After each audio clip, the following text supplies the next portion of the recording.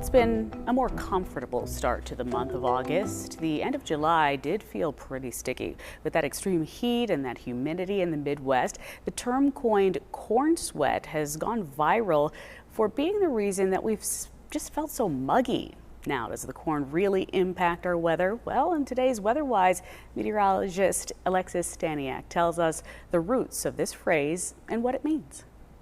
During the summer months, you might have heard the term corn sweat, and that kind of refers to what heat and humidity come out of those summer months. But what does that really mean? Now, corn sweat is actually, in more scientific terms, the word evapotranspiration. And while it may seem like a scary word, it's not if we break it down.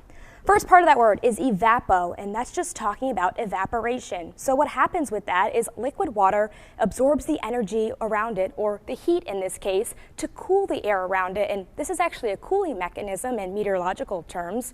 When that happens, after that, and once it's cooled, the water is then transferred to a gas state, which we call water vapor. After that, water vapor is released into the atmosphere, which increases the moisture content in the atmosphere, which we know as humidity. Now moving on to the word transpiration. This is the scarier part of the word, but it's not that bad. This is actually a process that all crops go through, but in this specific case, we'll refer to corn. So the corn will suck up the moisture or the water vapor into its roots, and it stores it into its stems and healthy leaves. After that, there's actually tiny holes on the underside of the leaves that release the moisture back out into the atmosphere or into the air.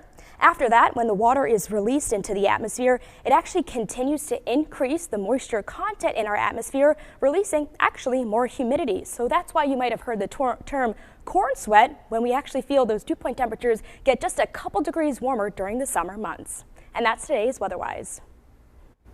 So just how much can this corn sweat actually increase our dew point temperatures? Yeah, it's really not that much actually. So it's kind of been blamed for making it so hot and sticky, if you remember just a couple weeks ago. But really, if you have a dew point temperature at like 78 degrees, it might bump it up to like 80 degrees. So just a couple degrees. But I just know the term corn sweat just sounds gross. I don't know who made it up, but it was interesting to learn about. Yes.